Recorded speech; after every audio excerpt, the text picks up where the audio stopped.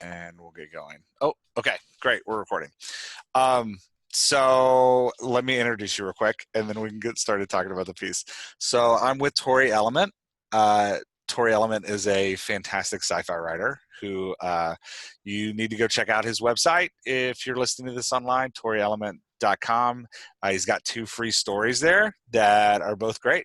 And he's been in 2 anthologies, which you can find on Amazon, which are good. And Tory has a new book, Libra 15, coming soon with Jim Krugerel, who's amazing. Jim is the author of Unskippable. If you're looking for an amazing business book, Unskippable was one of my favorites over the last couple of years. Just a that was a good fantastic book.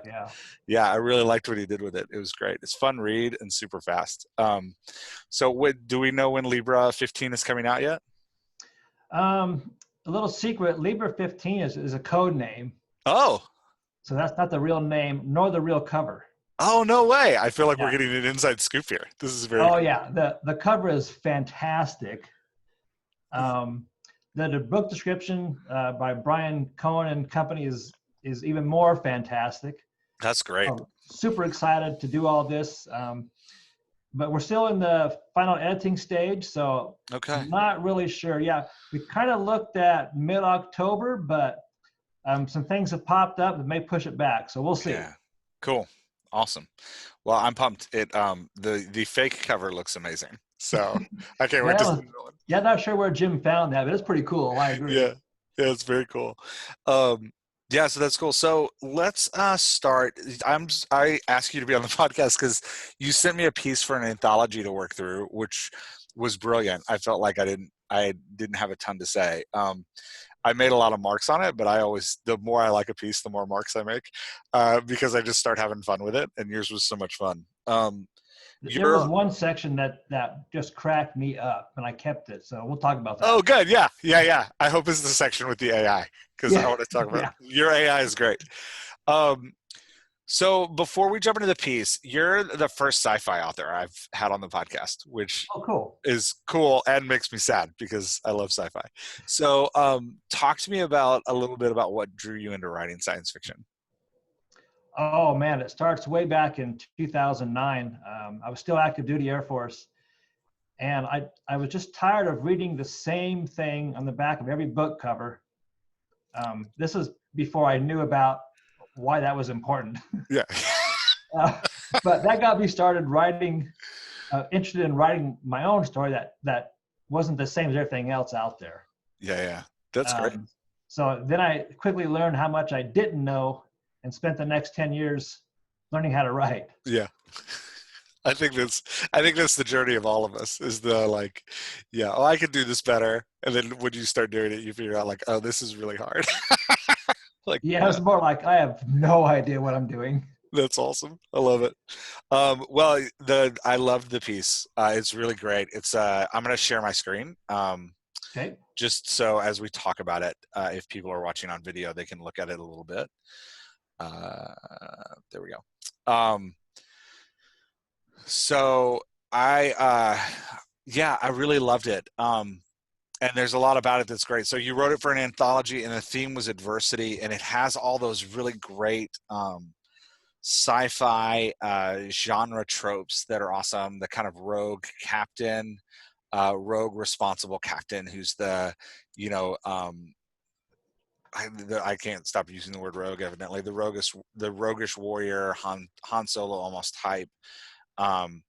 And it's got a great big reveal at the end, which I won't reveal, so that when the anthology comes out, people will go get it and read the story, and people will go look for your stuff. So it's got a great reveal at the end, and the power dynamics are really good. So the first thing I wanted to talk about was the first paragraph. You started with with dialogue in the paragraph, which made me super happy. I love it when people start a story with dialogue. For me, that a story that starts with dialogue, the dialogue just rips me right into the moment and forces me to grapple with what's going on in the character voices right away. I feel starting with scene exposition or starting with some kind of description of a character feeling, those I usually disengage from those books quickly, because if you don't pull me right in, you lose me. So the two things that'll rip me right in is like right in the middle of an action scene. Like if you start right in the middle of an action scene, I'm in to see what happens. And if you start right in the middle of dialogue, I'm totally in, just to see like who's talking and what's going on. So I loved it. It was great. You had this. The opening line was this: Captain Collins, your vessel was secured. Please report to Chief Kambata, maintenance at Landing Field Operations Center. Welcome to Float Station Epsilon. So what I love about what you did with that open sentence, that I think everybody can learn from, is really fantastic, is we get the main character's name. We get his first, who's he looking for, like his first encounter. So kind of a mini mission, like he needs to go report to this person. We are set that he is landing at some sort of space station, and we get the name of the station, right? Like, and you did, dude, super props. You did all of that in like 25 words. So like, fantastic opening dialogue. Like you set up the other option that a lot of authors go for, is to give paragraphs and paragraphs about where this is taking place and what's going on and how how Captain Collins is feeling. And you nailed it right away, which was great. You know, I might have been tempted to go that route had this been like a regular novel. Hmm. But I know from so much of working with Jay the last couple of years that in a short story or a scene, you don't have time for all that nonsense. You have to get right to it. Yeah, I would actually argue that in a novel, you don't have time for that nonsense either, because Well, I agree now with that too. yeah, because the readers, just because the book is longer doesn't mean the reader's attention span is. So you got to get them in. I actually think it's harder to keep a reader focused in a novel than it is in a short story, because with a novel you have that like physical thing they're holding, whether it's an ebook and they're looking at like the bottom page count, or it's the actual book itself. They're always holding it with the idea of like, how much do I have left to go, right? Like, and Yeah. now sci-fi readers are a little bit different, because they love their space operas. they love the like epic journey through galaxies.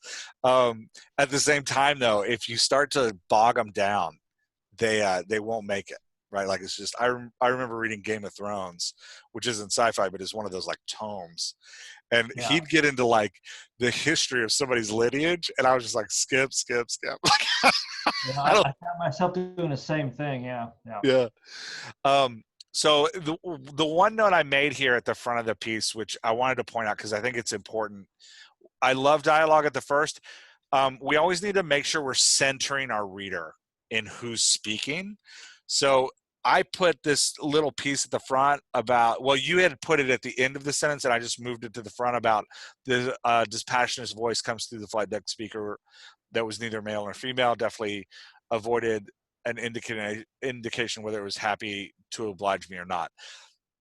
So this like giving context to setting with one sentence like that, I think is great. And this is 100% preference, but I prefer to have that at the beginning of a quote than at the end, so that I don't have to rethink the quote. And again, like Okay. that, yeah, that's just my preference. I don't have any like hard data on like, this is how it works. But for me, I find that if I have a quote up front and I don't know who said it, and then I get a description of the voice after the quote, I find myself going back to read the quote again. So I just try to avoid that, and put that as, not necessarily in the body of the work. In the body of the work, it's a little bit different, but up front in the very top, when we're meeting the characters right away, and we're trying to like orient ourselves into the world of this book, and we're trying to like figure out where we are, giving them that easy step into like, here's where you are, and then here's this dialogue piece that is just going to pull you in and engage you right away and create that like energy and momentum around it. So let Um, me ask you, if I had not mentioned the fact that that voice was a a computer voice, would that have do we then not need to do that at this first paragraph? that's a great question. So, and it actually leads me to the second thing I wanted to talk about, which was AI and like computer voices in sci-fi, which are really great. So if it's not a computer voice, if it doesn't matter what voice it is, then no, I can fill in whatever I want in my head.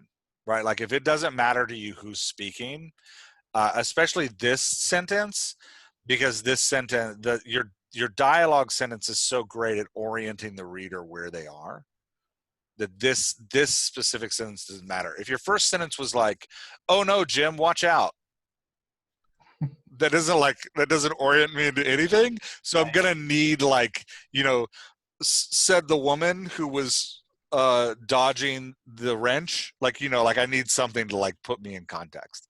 Right. This sentence, the first sentence you wrote, you're on, you're talking to somebody who's obsessed with dialogue where we go 15 minutes about the first sentence. This first sentence that you wrote is so like packed full of information about where we are in a very graceful way that, like, I don't think you need the opening around it. um, I will say, though, part of what I love about science fiction is it provides this conversation about humanity and technology, and they're like back and forth, especially when you get AI voices in it. It's very Isaac Asimov Caves of Steel, like iRobot, where Yep. he's in Caves of Steel, the lead character is always trying to the detective's always trying to figure out if his AI partner is actually the killer, or like if an AI could kill somebody. So like it's that, like, it gives that great entrance into the world where the world can create this conversation around, like, what is humanity's connection to progress in AI.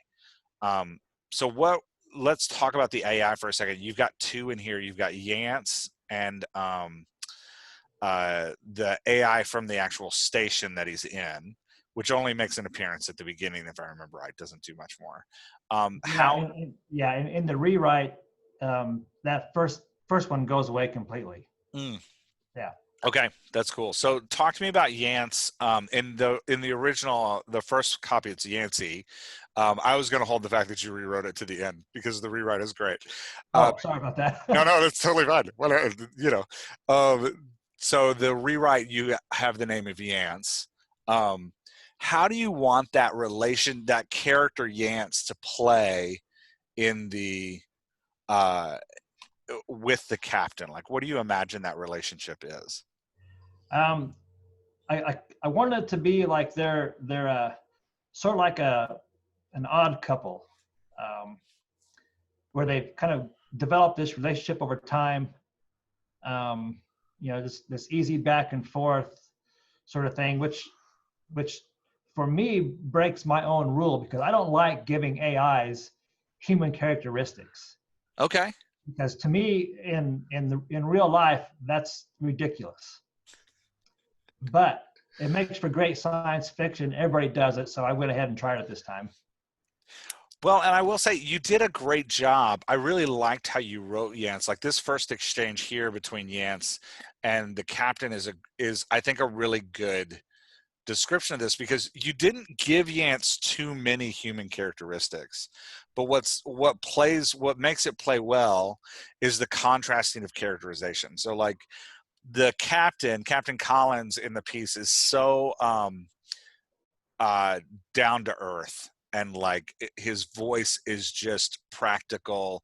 Reminded me a lot of Dresden from like Jim Butcher's Dresden Files, like, All right. man on a mission kind of, but also kind of bothered by the world around him type thing. Like doesn't want to be hassled, just wants to get about his day and like have a good time and relax and do his thing. And you kept Yance very he's not formal, but he's static. Does that make sense? Yeah, it was supposed to be a case where they've been together for so long that the AI has kind of does have the capability to learn, but it can only learn from by example. It can't create from scratch. Oh, I love that. So Yeah. that's kind of how I wanted to come across. So a little bit of the captain is rubbed off on this AI, and Oh, that's that's why they great. get along so well. That was the thinking anyway. I love it. And I like in that, I like the odd couple pairing of their voice. So like here you have Yancey, keep her on standby just in case. So the pacing of that, like keep her on standby is a phrase that's a little more colloquial, right? Like he's referring to the ship as a female, which like brings that kind of less formality, more relaxed sound to his voice.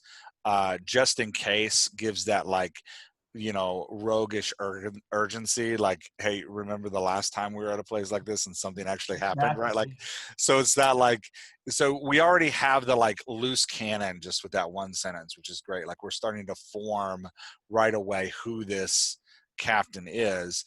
And then Yancey's response is, yes, Captain Collins, which, referring to the captain by his title and last name, creates a formality in Yance. So you have this like, I like what you did here because it's got this parallel between him and sorry, that's going to keep popping up if I touch that again. You've got this parallel between him and Yance where he's in this like informal but on alert stance, and then Yance is in the more formal tone, and it creates that nice odd couple pairing. It's always great when you can get two lead voices in a novel to complement and contrast like that. It's hard to do. Yeah, I really liked it. Well, you had mentioned the piece that I added, so I was having fun with the story. So I dropped this piece down in here about Yance getting a name wrong and the captain having a wordplay with it, which When I read that, I laughed out loud. that's great. Good, I'm Yeah, glad you liked it. that was funny. So that made it into the final draft. Awesome. That's fantastic. And I saw, yeah, I read it in the final draft, which I love. You also had a good part in the final draft where you had a little like who's on first thing going on. So I'll move the final draft over because I thought this piece in the final draft was great, where he says, what is it, Yance? What is what, Captain? Why did you call me? I call you Captain. Captain, is that not your title? No, what did you call me? Why did you call me Captain? So I part of what and then you get into the screwing up the woman, the station chief's name, and having to play through all that. Part of what I love about the humor of that is that it's something, and this is what's so great about sci-fi, it's something we universally feel. Like our frustration with technology, like I hate talking to my phone so much when I'm like driving and I have to get my phone to understand something. It's the worst.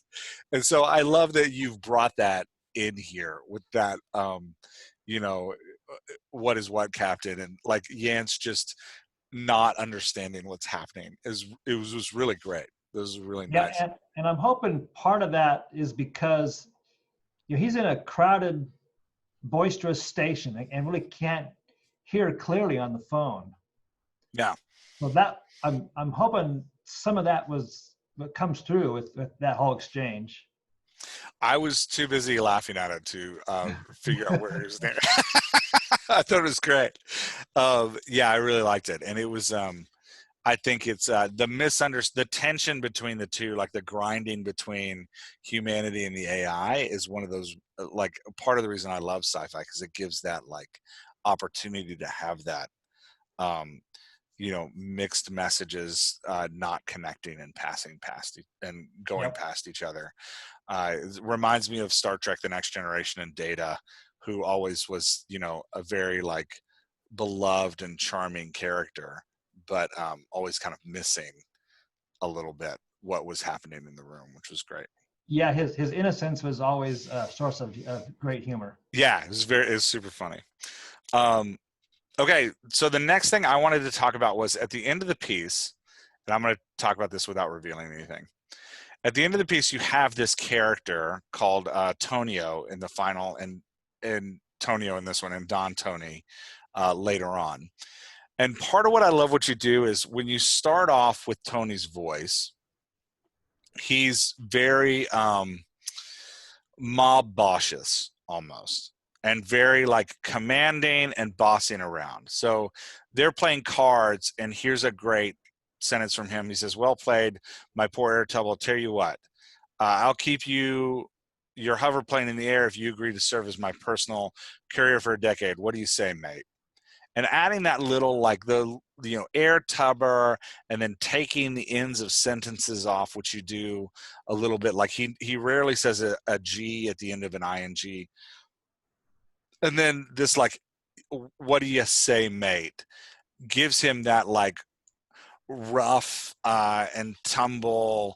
I'm from the street, the street in the space station, whatever that is. But this like, I'm from the underground and I'm tough. So I really liked that.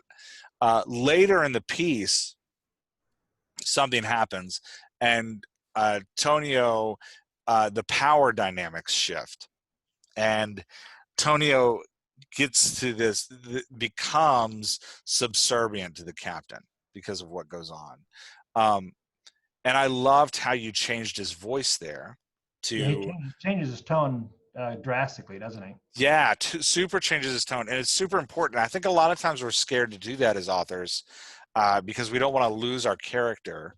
And that is the really tough thing, right? Like, so if our character has a core voice, and we're talking about like who our character is, Tonio can't lose his like losing the ends, the G's on the end of his words, or saying things like, what do you say?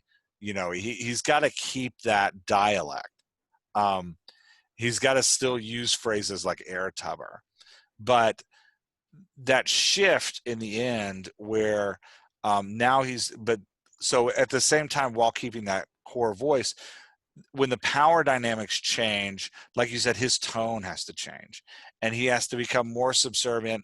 And so there's lots of different ways to do that. The way you went about it that I liked is he was no longer giving demands at the end of the passage. Instead, he was requesting. Right. Right, like, and moving from that, like giving demands and giving orders, to requesting is one way to show that power dynamic and still allow you to keep that core voice and not lose that core voice.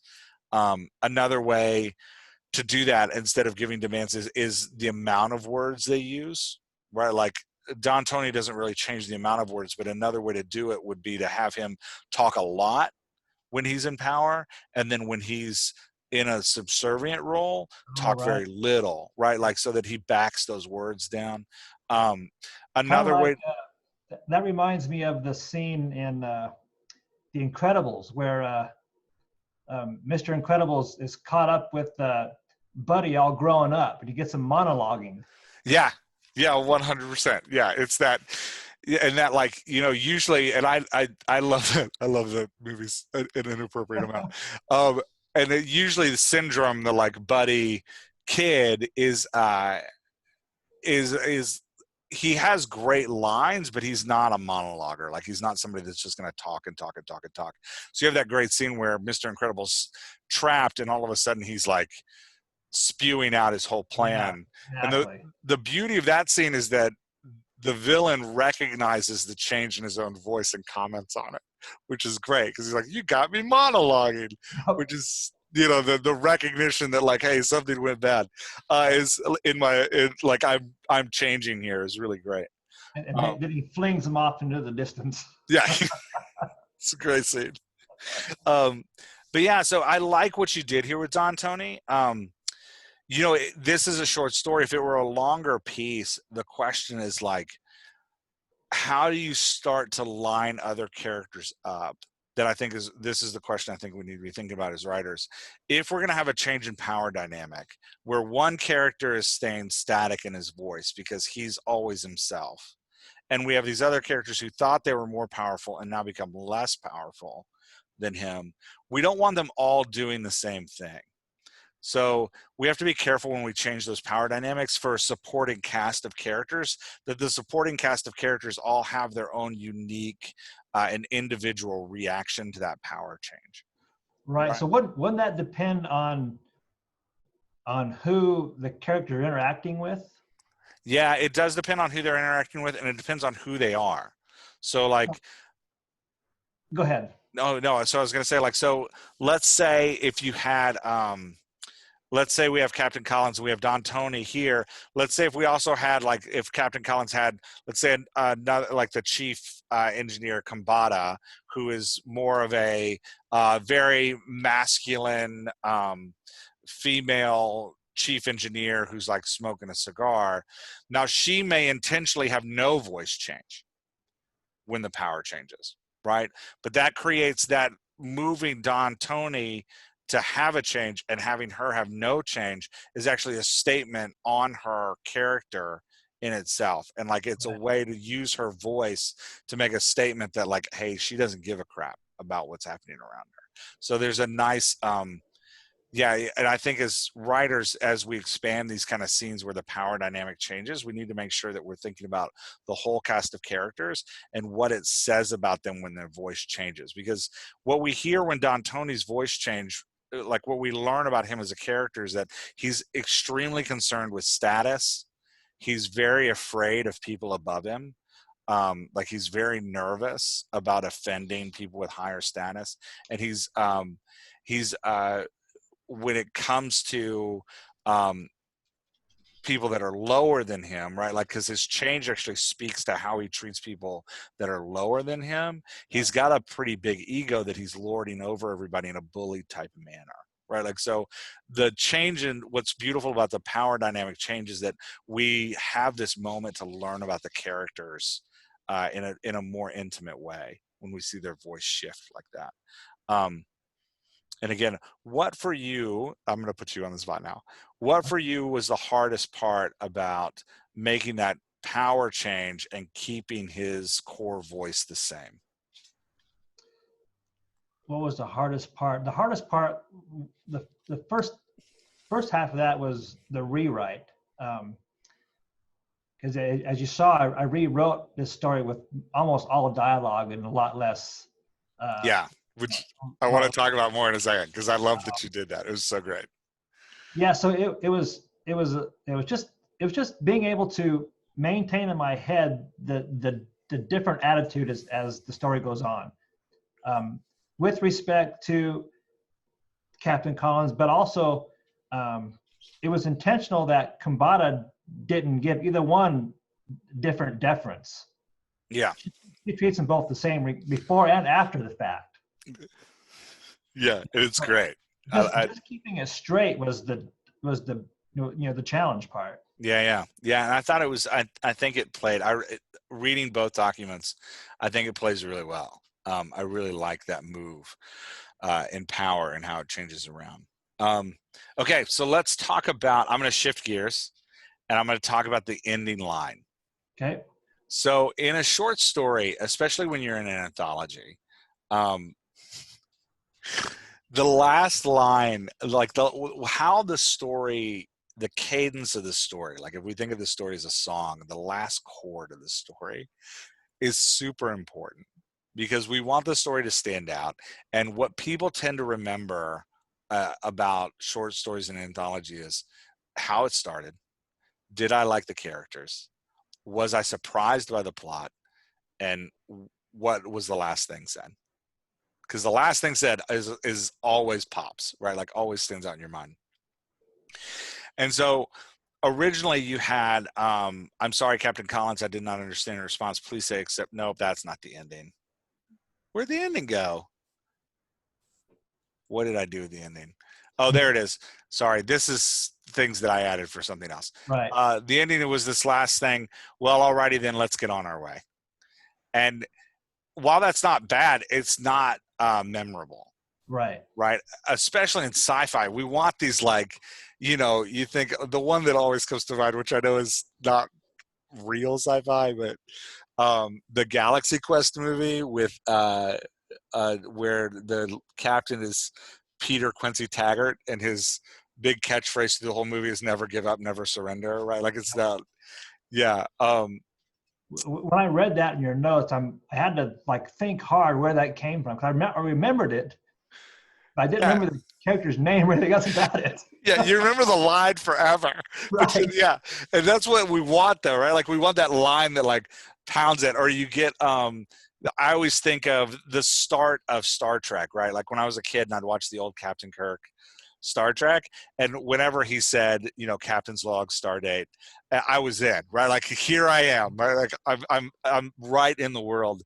Or Captain Picard always using the phrase like "make it so." Make it so number one, number two. Like make it so. Like, which I hated that. no way. Oh, dude, I thought that was the dumbest ass thing to ever say. That's funny. See, it totally wrote me in. I loved it. Um, but we want something like that that our writers are gonna that our readers are gonna remember. And so, can I share the last words you came up with, because I think they're great. Yeah, 'cause I went through your notes, and that was actually a really good thing you did for me, because I really hadn't considered that. So that'll forever stick with me. But then it got me to thinking. I actually paced around for like the next 3 or 4 hours trying to think of something. Yeah, it's tough. And I like what you came up with. The okay ants, boot her up and fan out. Let's just ride the winds. Right? Like, Yeah, it made me think. Made me really think about, how would those two characters do that? yeah. So it made me think really deep into that. So thank you for that. No, and I think what you came up with was great. It's one of those things that, like, you can see every mission. Like, if you decide to write more short stories with Captain Collins and Yance, or take them and put it into a book, you could see, like, every time Captain Collins thinks the mission is over, this is going to be his go-to, right? Like, Yeah, let's just ride the winds. yeah. There's one thing I wanted to ask you about.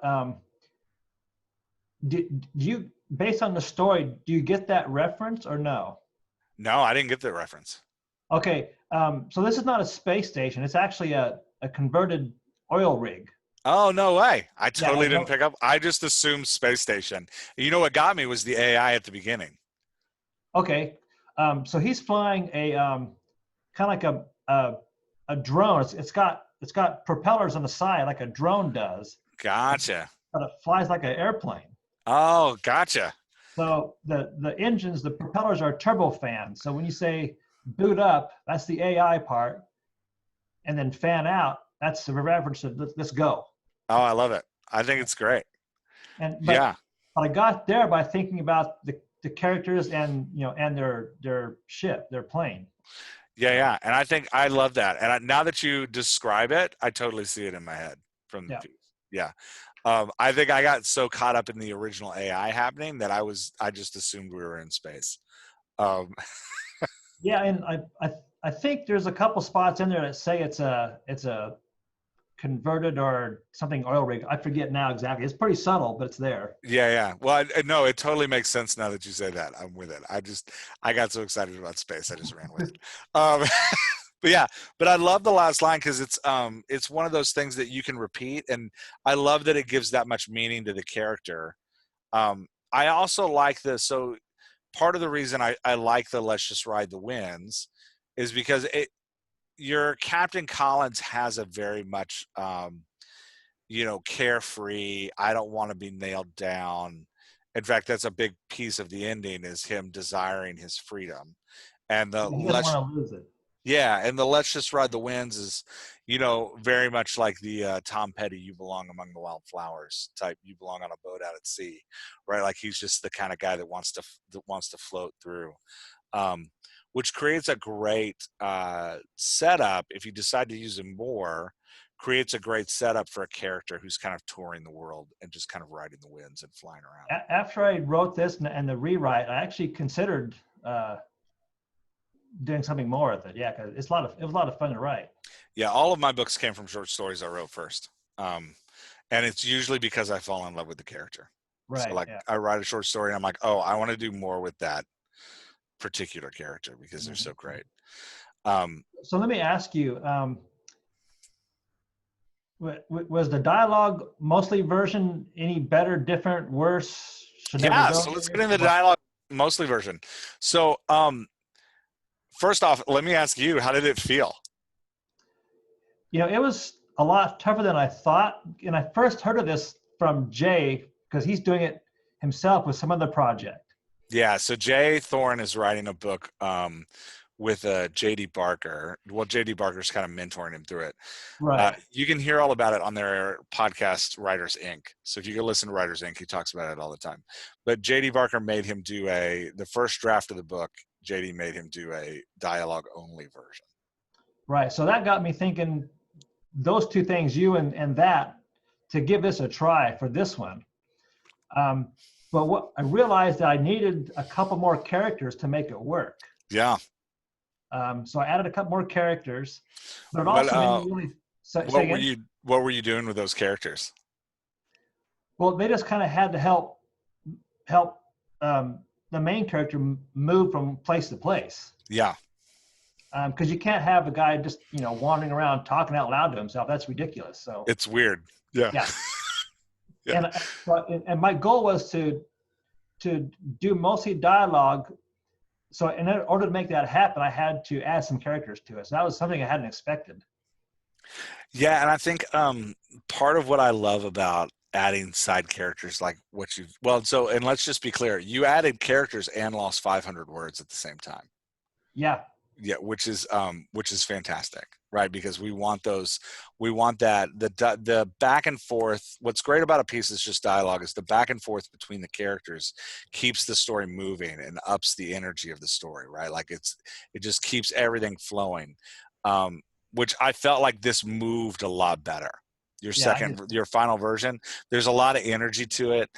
It's a lot more fun than your first version. The first version I read had kind of a weight to it at times, and this one still has that weight at the end when there's the shift and the conversation about what the big reveal is. But there's a lot more movement here, and the characters you added are fun.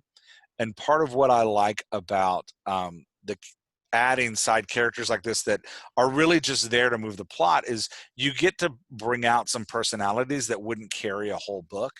Right. But are fun for a moment, right? Like are fun for a scene. I'm thinking about the two. I don't know what we'd call them. Maybe like deckhands, like the two guys that are working and kind of pull him into the bar to be a part of what's going on. They're fun. Like they're fun to read. They couldn't carry a whole book. I don't really want them for more than a chapter. Right. Maybe like a chapter every 5 chapters they could show up, but like they're great. Like they're fun to have around for that short amount of time. And they were just being used. Yeah, and it brings a lot of texture to the book when we can throw in those side characters that really that make the lead character pop and force the lead character to react to something happening around them. Like when they offer something that the lead character has to respond to, it really builds builds the narrative in a really great way. Yeah, and I think the hardest thing, and you do well with it in here, the hardest thing about this, like moving to full dialogue, is the fear as a writer that we have to get information across. Yeah, I noticed that too, and I struggle a lot with it. I did a lot of comparing the exposition with, okay, how do I put that into dialogue? Yeah, it's I tough. really feel that exercise, in the long run, will make me a better writer. But it was tough, and I had to like, all right, that's got to go because there's no way to make it work. Mm-hmm. Yeah, especially I find with genres that have a lot of physical things that have to be described, right? So like action scenes in like a more action or superhero novel where you have to like describe the character doing these great feats of power. Right. Dialogue only can be really terrifying because you have to have someone talking about what's going on. And we have to make sure it's not clunky. And the same with sci-fi, right? Because part of science fiction is the whole like ship and its relationship with the captain and what it is and how it's working and where it's going and how it's opening up. What I love about taking those kind of genres and trying to write them as dialogue only is that it really forces you to question what's necessary. Yep, exactly. And like where you're just hiding in details. Like as writers, a lot of times I find we find stuff that's comfortable for us and then we just hide in that stuff. Like I write all of my books in the city of Baltimore and all of the settings are real places. And the reason I do that is because I'm terrible at writing real places, but I love to go and like, I'm terrible at writing settings. So I just take somewhere I know and I'm like, I'm going to be here. but I will spend way too much time describing the history of a location because it's very like safe for me. I feel Right. like I can, all of a sudden I'm Wikipedia and I like feel great about like, oh, I'm writing so many words and they're so nicely put together that like when I make it dialogue only, I have to strip my safety blanket away. And now I have to like get that stuff in. My recommendation to you would be, now that you've written it as dialogue only, do one more pass and add back in some of that texture that you lost. Yeah, I realized that it probably couldn't go 100% dialogue only and be coherent. Yeah, and even Jay's book isn't going to be 100% dialogue, right? Like Right. the exercise of writing the story as dialogue only is to focus on the dialogue so that it really pops, and to Right. recognize like, oh yeah, if I had written this in prose, I would have cheated in all these places, Yeah. So right? I Like, actually went back after the dialogue part and added a little bit of transition here and there. yeah, and like this transition right here is great. Like, I walked across the Expanse landing today, and I brought my jacket. Thick bulletproof glass doors automatically slipped open, and I stopped just past the threshold. A large woman in shoulders haircut, chewing the remains of a stogie amidst the scowl, stood in my way. Beat up data pad rested in the crook of one arm. So like, again, you get a ton of information in a very short amount of a very small amount of words, which is fantastic. And going back in and just setting these scenes, um, pulling now that you've written the whole thing in dialogue, actually going back in and pulling the dialogue back a little bit and resetting these scenes with just a tight paragraph like that, I think makes for a really great piece. The places I look to add these paragraphs are when I find the dialogue is doing a lot of work. When somebody's like describing a lot of things to the point of where it sounds unnatural, Oh, right. that's where I take a place and I come back and I just take a beat and I'm like, okay, this is, I did it. Yay for me. I get a medal. But now I actually have to make it more readable. Yeah. Um, yeah. And it's, but the difference is like, the difference in this piece and your original piece is your original piece at one point, I think, had 7 paragraphs in a row Yeah, I saw of that. Yeah. prose. And like, as a general rule, I never try to have more than 5, 4 or 5. Yeah, I hadn't even realized until you pointed that out. So again, Oh thanks for yeah. that. Yeah, That we was don't even see it, right? Like we're just writing and we're just into the scene and we don't even see what's going on. It's just happening.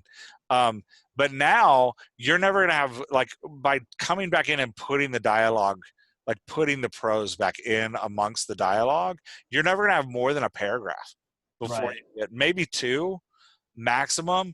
In a really tense moment with a lot of action, you might have 3, but you can see how the piece, like just scrolling through the piece, you can see how it moves, right? Like there's a lot of energy, a lot of back and forth, a lot of like building intimacy and dialogue. And then every once in a while, you're going to have like a little paragraph that kind of explains something.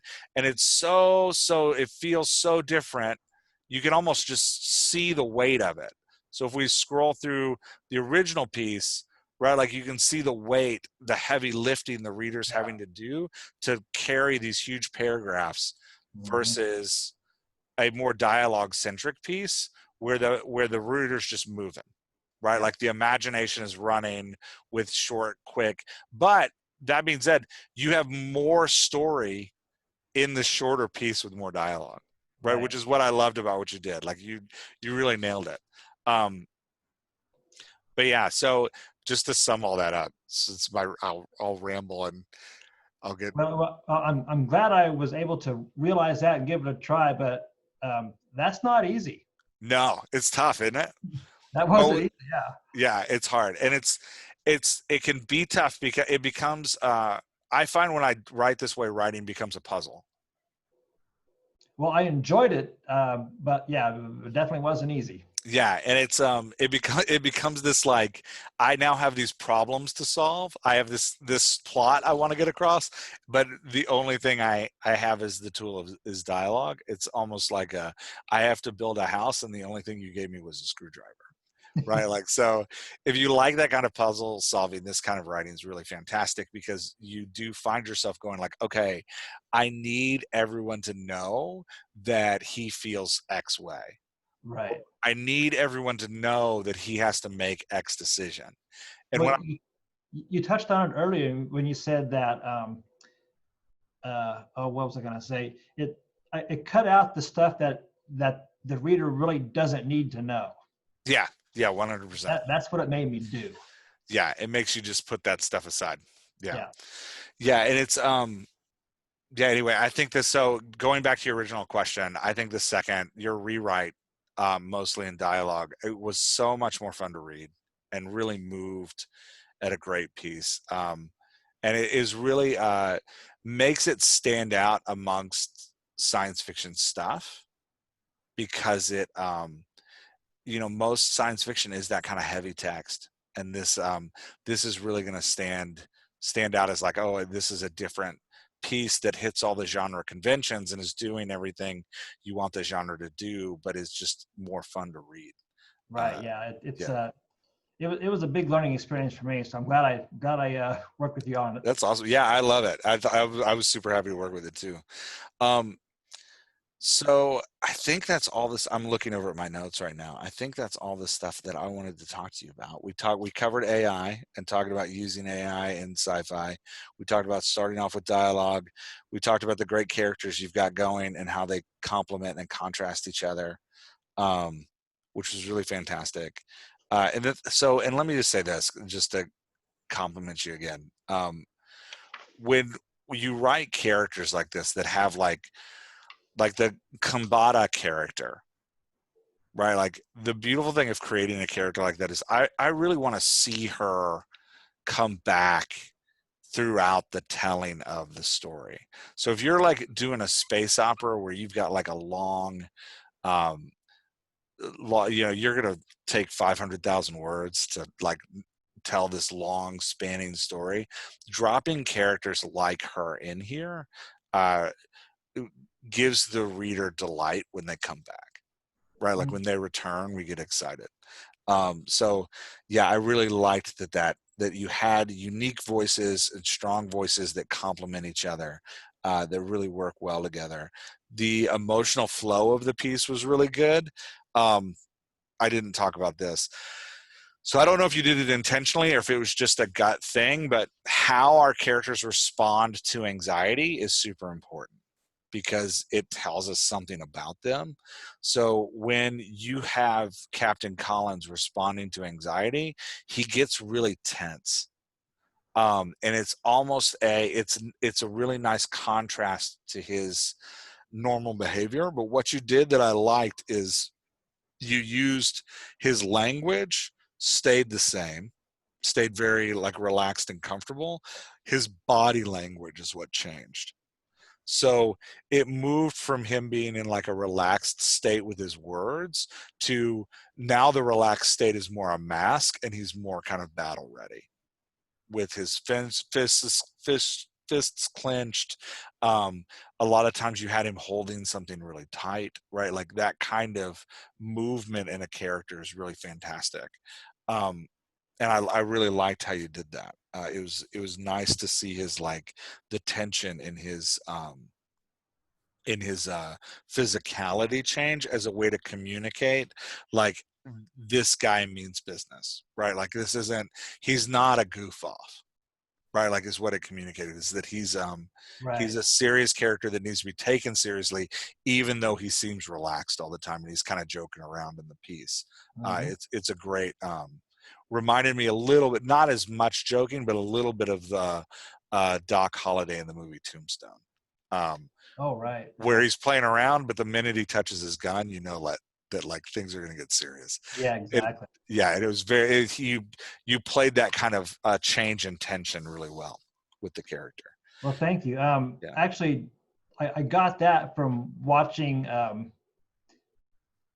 the scene in Star Wars with Han Solo and Greedo at the yeah, bar. Yeah, yeah. I Great, watched great that scene. multiple times to kind of get the gist of that. Yeah. Yeah, yeah. You played that. It really matches that. It matches really well. And Captain Collins plays a really great Han Solo figure. But yeah. One of my favorites. Yeah. Yeah. All right. What else do we need to talk about in the piece?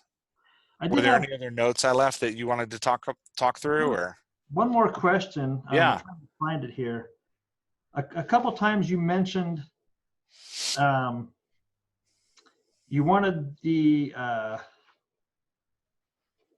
you wanted something between two characters to flow better or work better or something. I'm trying to find the word here. Um, All of those words sound like words that I use.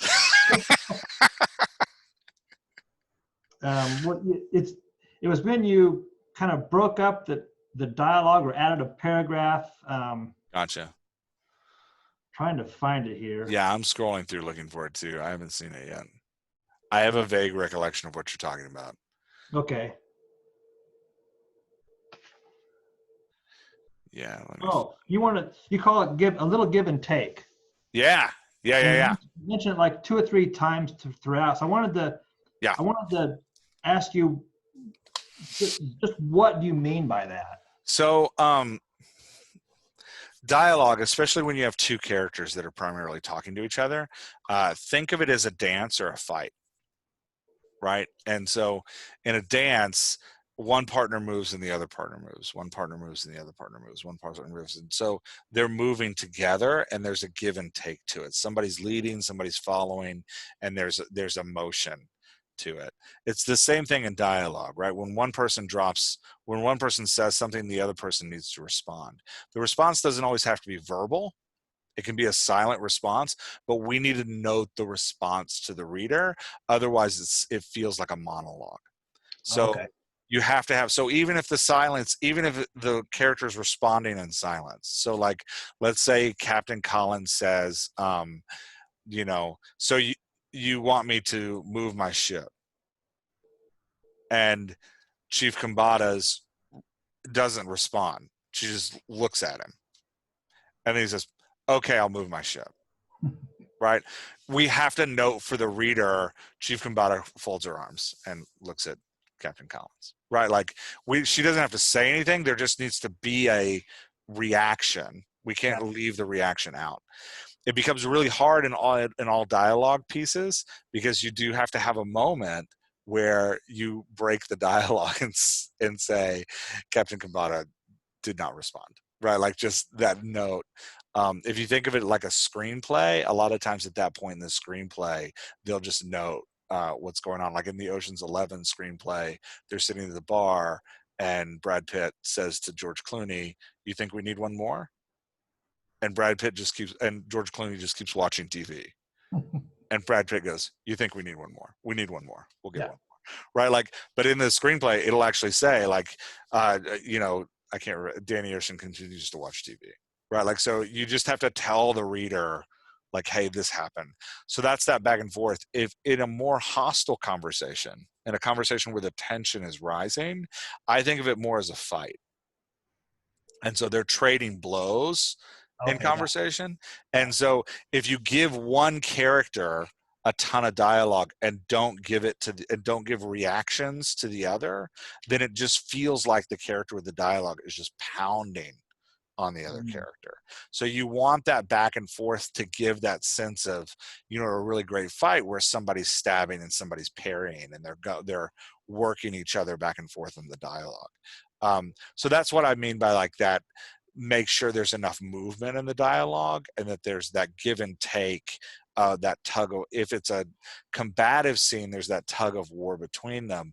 If it's a complementary scene where they're moving to the same page, right? Like, so if you think of a combative scene as they're moving off page, a complementary scene is they're moving together in the same page. If it's a complementary scene, you want to give them the back and forth of, a great way to, this is going to sound weird, but it's true. A great way to like start to feel this is to read romance, because when the love interests are speaking, great romance is a dance, and they're dancing around each other, and it's really, really good. I read, I actually think this is really great in the, oh man, see, now I'm going to forget the names of the books. Oh no, they made Outlander. So I read the Outlander series because my wife loved it, and I was like, well, now I have to go read it because she's not a huge reader, and she got wrapped into it, and I was like, well, it wrapped her, and it must be great. Oh, yeah. And part of the thing Outlander does really, really well is in the dialogue, there is a dance between the characters. And sometimes they're off each other's page and they're talking past each other. And sometimes they're talking right to each other. And it's really done very well. Um, but finding that that movement and dance so that even when we're in these little side conversations between Captain Collins and the guys that are telling him to watch the grease spots, right? Like there's a good back and forth that keeps that energy going and gives that give and take. Uh, and it is a lot about, so the other thing, once you start to get the feel for the give and take and passing the ball of conversation between characters, and if you can think of it that way, like throwing a hot potato back and forth of who's talking and who's not talking, um, the next level of that is to start to use it to your advantage to create tension in the scene. So if the scene's humorous, using that give and take to create that humor, like you did naturally with Yance and Captain Collins, where they're struggling to get on the same page and it becomes funny, right? So just thinking through the intentionality of okay, I've got this scene, I've got to have this give and take. I have this scene because I need to move him off of the ship and into the deck. Right. So now how can I use this give and take to either just move it quickly and just get past it, or use this give and take?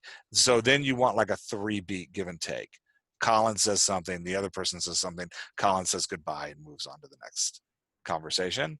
Or if you want to actually live in that second and create some kind of emotional response from the reader, the question is are you raising the tension? So is it a frustrated give and take where they're not understanding each other and they're getting angry? Or is it a humorous give and take where they're not understanding each other, but it's funny, right? So starting to plan those give and take moments and really using them to your advantage to create the tension, the emotional flow of the piece that you want. So thinking through okay, I want this piece, I want this scene to be comical, right? So we want to start high with our energy. We want a lot of energy back and forth. And even if it's a misunderstanding, we want it to be a jovial misunderstanding with not a lot of consequences for either character, right? So that thinking through so how do I create this give and take between these two characters to keep it high, keep it light, keep it fun, right? Or if it's a give and take where you want to build tension and you want to create this stress in the reader of what's going to happen and what's going on, how are you changing the dialogue and the give and take? Who's holding on to the hot potato too long? Who's refusing to give the hot potato over to other people in the conversation?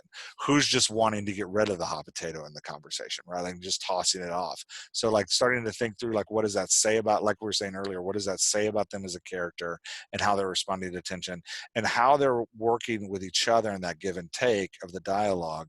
How is that affecting the emotional resonance of the scene? Right? Because the worst scenes, honestly, in dialogue are the ones that are out of sync emotionally, where one character we write as kind of funny and jovial in a serious moment. It can really destroy. It's one of the reasons I dislike Star Wars is because C-3PO is constantly giving exposition and dialogue, and he ruins every stinking scene. I have to agree with that. Yeah. Yeah, every scene he destroys, but it's because we need to get an exposition in that moment, right? He needs to tell us that we're on X planet and oh no, these people are bad. But the problem is what we want is the give and take between the other characters, because that's where the intimacy is and where we're living, and then we're jamming this character into the give and take that is just there to serve an expositional purpose, and it kills all the dialogue. Yeah. And you just it's or if you think about the since we're on Star Wars, if we think about Jar Jar Binks in the first one, the real problem with Jar Jar Binks is that he doesn't fit. right? Like I mean, there's other problems with Jar Jar Binks, but the first one you recognize is that like, hey, this is a serious, like, intense thing. Like people are going to war. Like this is a big deal. And I got this weird character with this weird accent who's like stumbling over himself. Like this doesn't fit. Like Charlie Chaplin doesn't belong here, right? Like it's that. Yeah. Anyway, so does that help with the give and take metaphor a little bit? Oh, that's going to keep me up at night. That was Oh, good. that was a huge explanation, but thanks. Yeah, you got it. What else do we want to talk about? Oh, I think we covered most of it. Perfect. All This has right, been great. great, Jeff. Yeah. Yeah, thank you so much. And I was so excited that you did a dialogue only piece. That was amazing. I loved that so much. Thanks for sending me back the next copy. It was great. Yeah, Usually I never get to see past the edits. Usually I get the edits and it's like, okay, we'll talk about the edits and it's done. So having the before and after was really amazing. Actually, that was my fourth rewrite. Was it really? Oh, it's great. It's really good. Yeah. Yeah, I loved it. All right, well, I'm going to stop the recording and we can talk a little bit more. All right. Thank you.